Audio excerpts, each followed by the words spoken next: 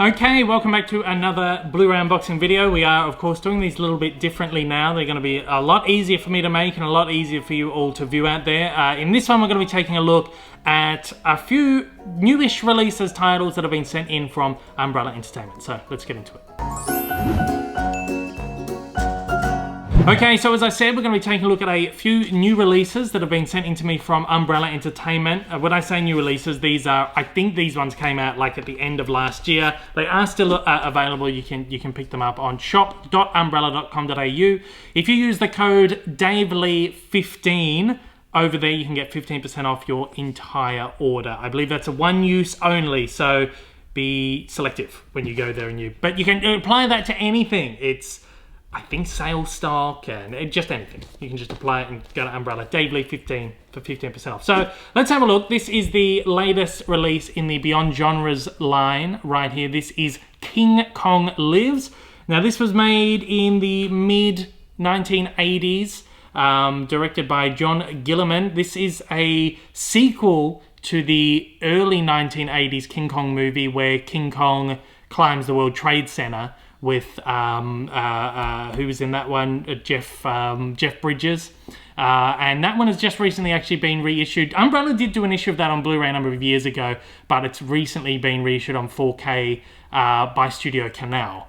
So I think the timing of this release is quite cool. But this is like a really low budget sort of semi-sequel to that movie. It wasn't entirely like, I think it's one of those ones which is like a sort of semi-official remake, semi-official sequel that, you know, whatever. But it's one of those movies that's kind of gone down as not all that great. It starts off with King Kong at the bottom of the World Trade Center where he was, I guess, killed in the first film. Shot down from. So yeah, this is the most recent release in the Beyond Genres lineup. Of course, we've got the cool slipcover right there with King Kong there. And then on the disc itself, the case itself, we've got the, I guess, original poster artwork, and then the disc inside there too. Got some write-up on the movie in there, production notes, as it says.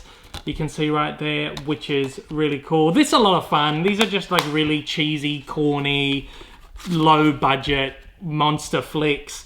And, you know, it's produced by Dino De Laurentiis, who is very, you know, well-known for doing this kind of stuff. But even though it was, you know, a sequel to a big-budget Hollywood film, it has gone down in history because of its low-budget nature as a genre film. So it fits very well in with Beyond Genres. I'll be putting that in my collection next to my old Umbrella release of the first film there. We have got Old Boy right here, which is an amazing film from Korea, which is one of the classics of Asian cinema, and I've wanted to watch this for a very, very long time, and it is awesome. Much better than the American remake that they did a number of years later, and it is just very, very cool. Again, great action and great martial arts scenes and stuff. Very brutal, very violent, and you know, it did have a very big impact on Hollywood, you know, Western cinema as well. So it's a very seminal film, not only when we talk about Asian cinema, but we talk about, you know, just film in general. So it had a huge impact on the action films that we watch today. And I guess look at movies like John Wick and stuff like that. Huge inspiration from Old Boy. So there we go, got the disc right there. And of course, as always, Umbrella, as you would have seen with that one too, don't print the certification labels there. I believe that would have been like a sticker on the shrink wrapping on there. So that's very cool. Very happy to finally get Old Boy in my collection. I wanted to see that for so long. Very, very awesome. Now that's actually part of like it's not part of like any kind of branding. You know, you've got your Beyond Genres, you've got your Ozploitation, you've got your Sunburnt Screens and all that stuff. This isn't in any particular line, but Umbrella is doing a lot of kind of special edition releases like this lately, just kind of in slipcovers with original artworks and stuff like that, and I think that's really cool. There've been a few of those, and there's a few more on the way, which is cool. So we've got this one right here. This is the next one. This is the latest release in the Sunburnt Screens range. It is number 22. It's Death in Brunswick, starring Sam Neill. This is one of, I guess, Sam Neill's earlier films, and it is very, very cool. This is like a thriller, horror, comedy set right in our own backyard right here in Melbourne. Death in Brunswick. It is one that you got to check out. It's a killer movie.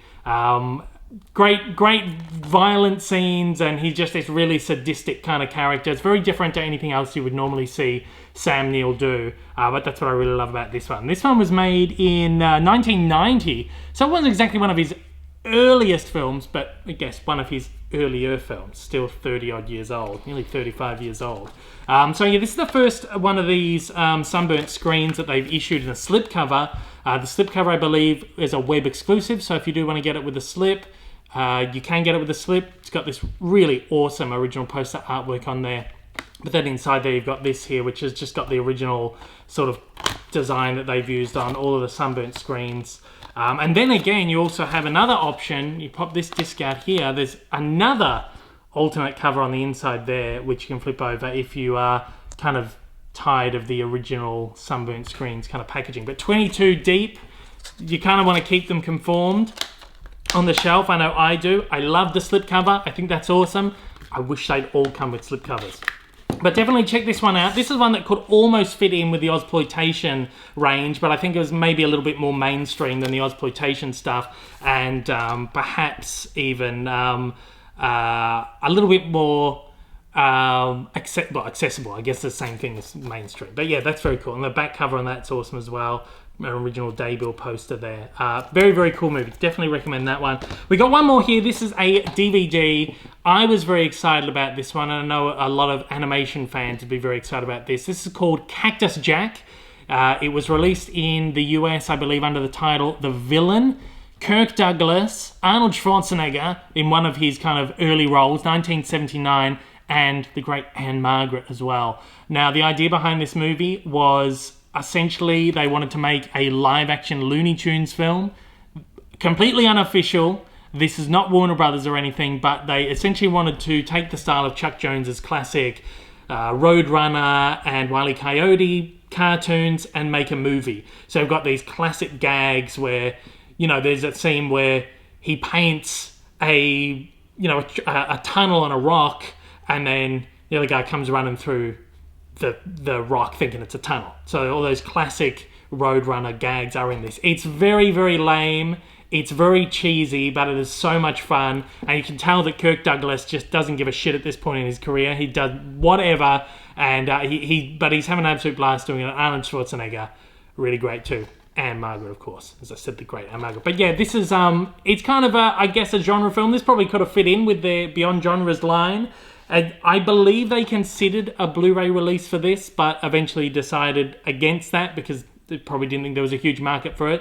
So I was happy enough to get this on DVD. If you want to get a Blu-ray of this, petition Umbrella, because I want to Blu-ray this. It's so much fun. And again, as someone who loves animation, the Looney Tunes and all that, I think it's just definitely something that's worth getting your hands on for that kind of value. But don't expect a really great movie.